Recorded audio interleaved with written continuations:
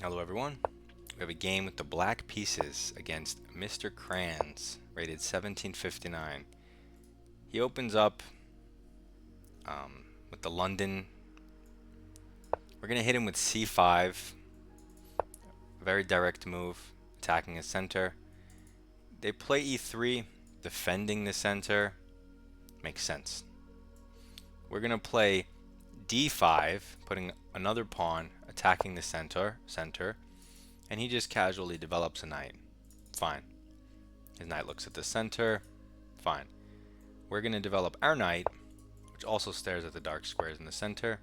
And now he fully solidifies with this dark square triangle that they use in the London.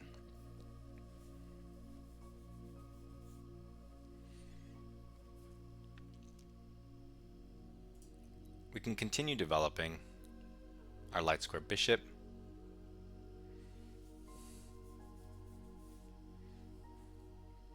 You could potentially bring your queen out as well, like in the French style, and apply pressure to some of his dark squares. But let's develop our bishop. Looking at the center, he develops his knight, also looks at the center, but it can no longer go to c3. So now if I were to take in the center and he recaptures with the c pawn, he can't put his knight on its best square. But for now, I'm thinking let's play e6, solidify our pawn chain, open a bishop, and he brings the queen out. This immediately puts pressure on the b7 pawn. Do we care? Probably. Queen b6 looks like a natural response. Oftentimes you should also check moves like knight a5. Here they run into checks and you have to bring it back, but queen b6 kind of applies pressure to the center and relieves any pressure he's trying to put on us. Get another piece out, and we have exactly symmetrical development, except our knight's here and his knight's here, which means we have slightly better development. Not only that, look at the pawn. Slightly better pawn center, right? So the only advantage is he had one extra move because he's white. So he comes here and pins the knight and blocks this. It's a bit weird. If we attack the queen, he can just go here and, you know, what was the point of that? I want to castle first. So well, he's also threatening to come in here at some point. It's not really a threat, because if he goes again, takes, and then that's it. So let's develop our bishop to e7 and just try to unpin this knight by castling. That seems solid, logical against this 1760. So he goes here anyway, you see. We didn't even have to release the tension in the center to do it. So instead of putting the knight here, he's going here. But again, if he takes, we can just take once it's unpinned. So let's just unpin it by castling. And what was the point of this operation? There's really no point once I'm castled. That's the whole thing.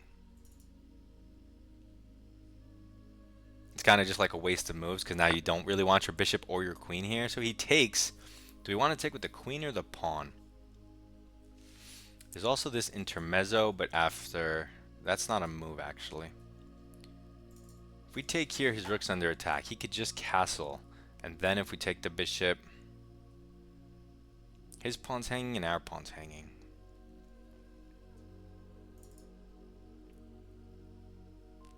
Here, castle, hit the queen.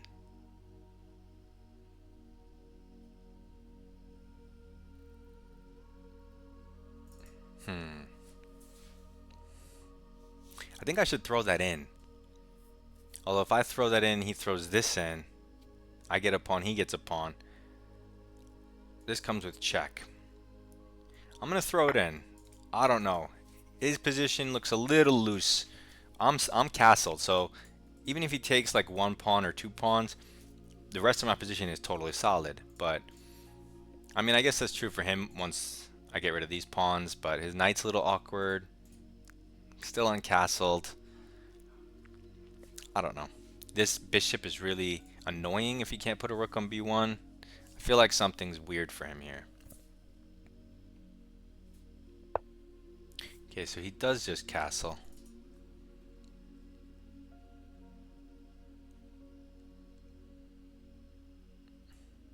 And now we're up a pawn, which he can take back.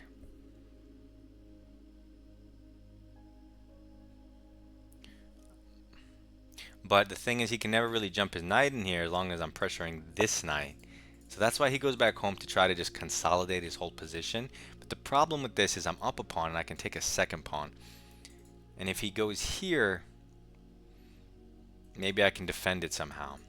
Alternatively, what about a move like this or this? I mean, he has to move the rook, but what am I doing? Like here, he just goes over. And why did I do that? I could just take this and after rook over, queen a5, and that looks fine. So let's take a second pawn. Okay, wow. He's not even trying to get free tempi. He's going after my light square bishop. But this can never work because he's putting himself on forkable squares. He's walking into x-rays. And I can move my bishop with tempos. Tempos. Let's go here. It looks a little more stable. I can also create an outpost with this pawn by pushing it.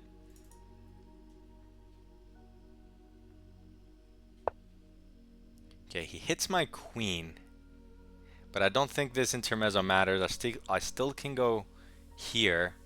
And he's hanging stuff, so let's go here. It hits his pawn, hits his rook. And maybe we can move this knight and sneak attack the knight on the rim. So he moves the rook. I don't want to take a third pawn with my queen. I definitely don't want to do that. I can shut down his rook and make my bishop the best piece ever. Because if I take this, I'm just helping both of his rooks. I can do this and still play c5. So I think push the pawn.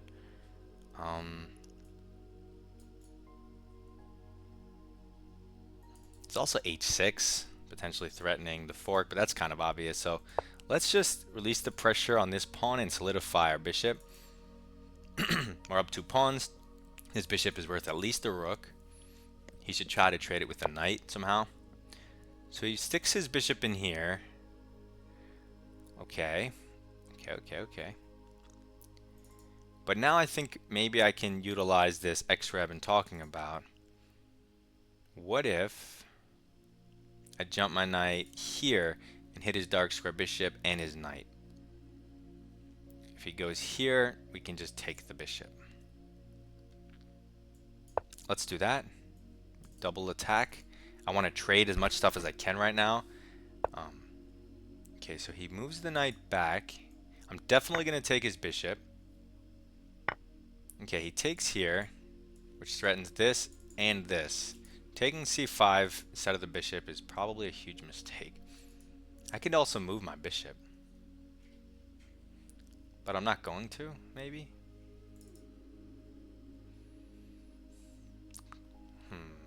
What do I want to do? c5 takes. Here. I mean, it should all be fine for me, technically. If I push the pawn, he goes here anyway. He can win something. I mean, he could trade stuff. If I just take the pawn, takes, then this one's hanging. But then bishop here. It's hit twice. How does he defend the knight?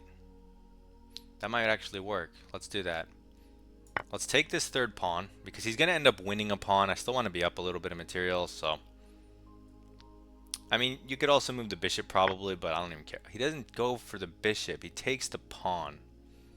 That's weird. It does cover this square. Still a little weird to me.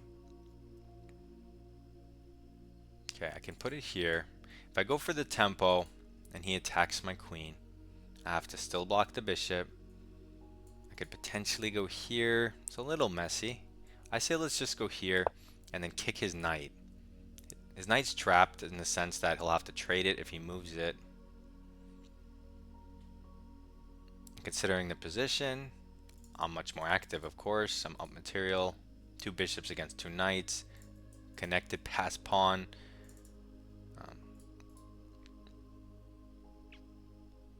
It's just dominating. So I definitely played some inaccuracies earlier, but on purpose to make a practical game for myself. So he pushes here to try to free his pieces. That's fair.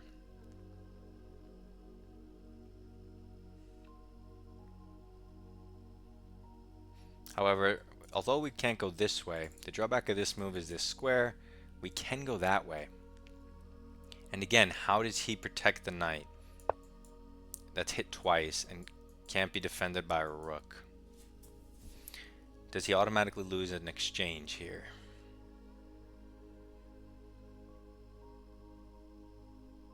So this just shows you how strong the bishops are. They're just taking away. Look at these squares. And this is his camp. And that's just the bishops. That's a lot of squares in his position. And then the pawn. I'm not doing the queen because the queen, like, any piece can give itself up for a queen because the value is so high for a queen. So, but all these other squares are controlled by bishop and pawn, and that's in his position. This too, this too. That's crazy. He has a few in my position, but they're also hardly relevant and not clustered in the same way that his are, right? His are like sporadic random squares that maybe you'll need it, maybe you won't, but his are just like central squares in his position. They may not be these 4 center, but as far as his central lanes are concerned, a lot of squares. Okay, he gives me a random check. I'm forced to move, so I don't want to waste time. I was not expecting this move. Like, I could have sworn his knight's hanging. And now this knight's trapped, almost. Okay, he's... actually, never mind. I don't know what he's doing. He protects the knight and hangs the knight and the rook instead. Because first I take the rook, then I take the knight. And you lose both. Okay, so that was his idea. I thought he was going to put up some, you know, stalwart defense, some serious resistance, and I would just get the exchange but be low on time and have to try to convert. He just collapsed in the blink of an eye. All you have to do is give me your rook, you get one of my bishops, and bishops are awesome, so, and you just play. Okay, we have 93% accuracy, 21 average center pawn loss, 2 inaccuracies, 0 mistake, 0 blunder. 2 inaccuracies. So let's find them. I haven't played the London in forever, and the line I chose is whenever you play c5 on move 2, it's always sharper than just a normal position. So we develop towards the center. And now development and center. And white can blunder in a lot of ways, but he doesn't. And okay. Center, development, can't be bad. Center and development, can't be bad. Center and development, can't be bad. Center and development, can't be bad.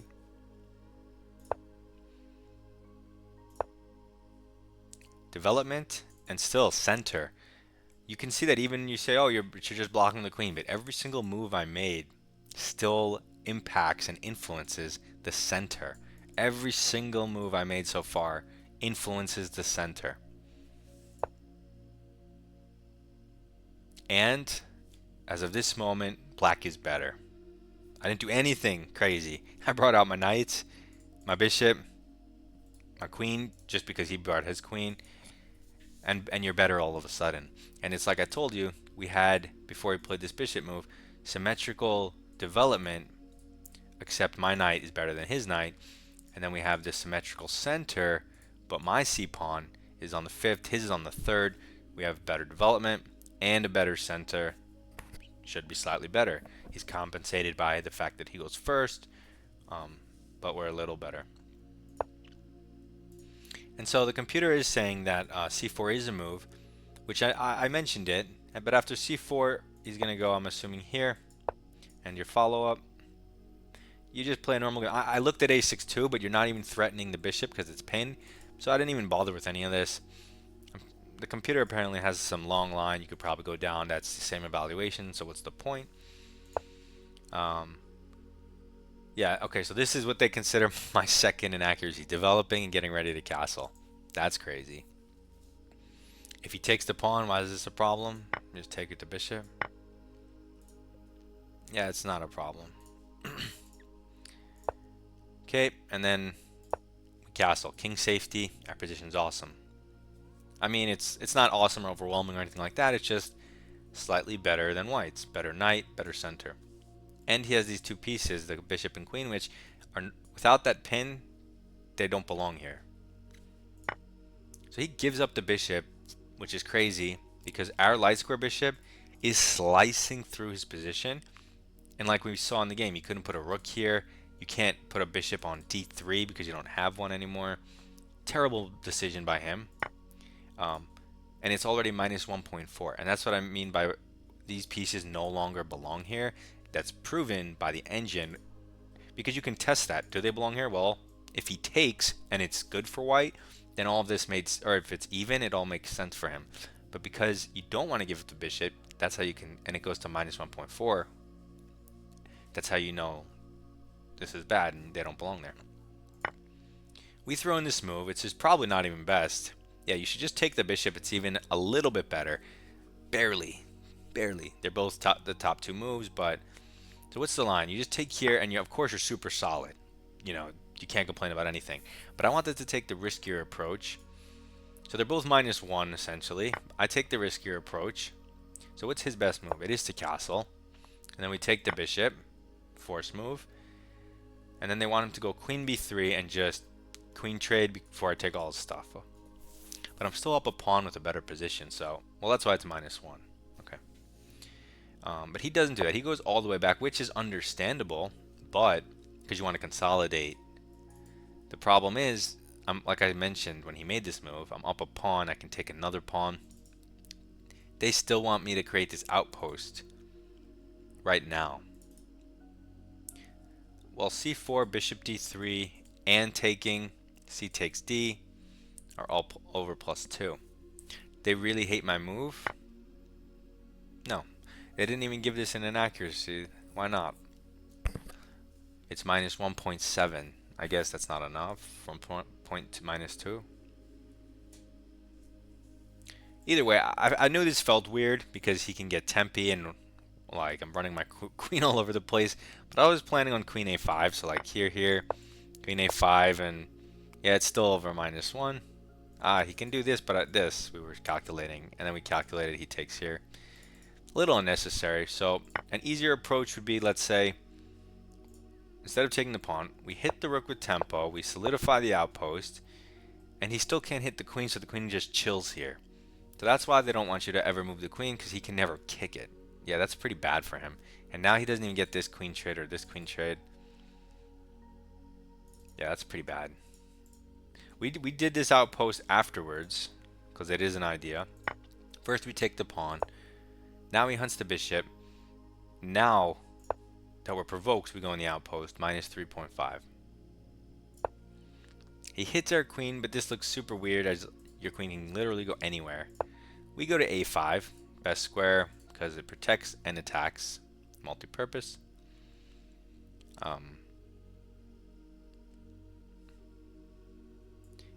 This is a good move he should have tried, because it unlocks an attack on the queen and the knight, and the bishop. So you would have to go do something like this. How is this a move? Duh. Wow, you have so many ways out of this. That's crazy. Okay, so what happened in the game? He hit our queen. Now, after we threw this in, he intermezzoed our forcing move. We just get out of danger, force move. He moves his rook. It's -4. We play the best move, c4. A lot of times you don't want to release the tension. You want to keep the tension in the center. But in this case, it's an exception for 2 reasons. The first reason is by pushing, you're not just bypassing the center, you're also creating a connected pass pawn, which usually you're not doing because there's an enemy pawn somewhere here. And second, even though you're releasing the tension, you still can play c5 with a different pawn. So that's really good when you have 2 pawns that can attack the center like that. So we throw it in, protect our piece, blunt his rook. He tries to improve his piece. I was mentioning how does he defend this knight if I put the bishop here. But I didn't do it here. Oh yeah, because I saw I can trade immediately. Okay, so this is a move what I did. Trying to force trades. He can't do anything about it. So you take the bishop. He takes the knight. And now I was looking at this. What did I do? Did I take the pawn? Yeah, that's crazy. If you go here and he takes this pawn, he's hitting your queen and your bishop.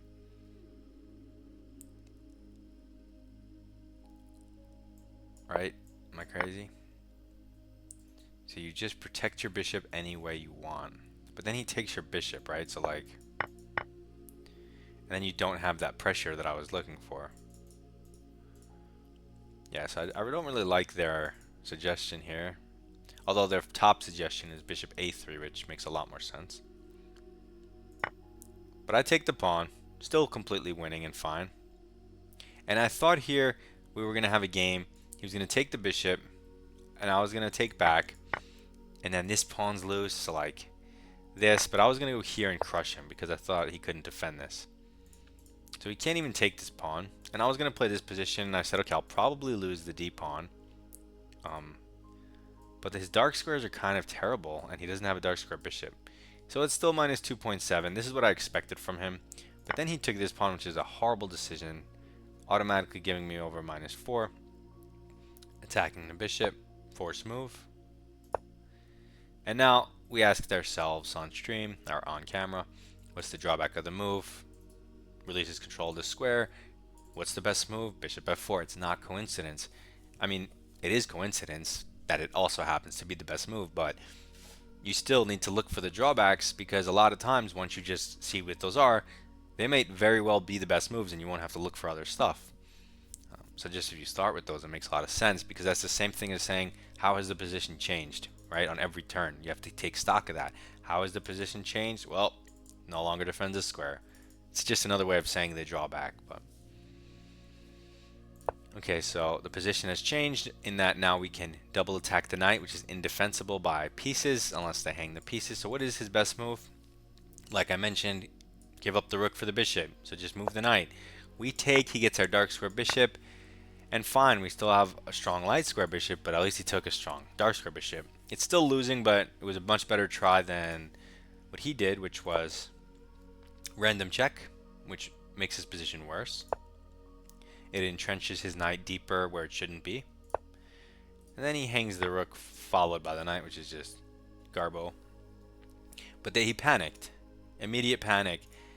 And you can see even in 1800, they panic and throw in this check and blunder everything. Instead of just trying to be like, okay, practical approach, attack the exchange, play. So hopefully that helps your thinking process. Hopefully you can see a simple way to try to attack the London setup. Submit your rapid game in my Discord. Good luck in your chess.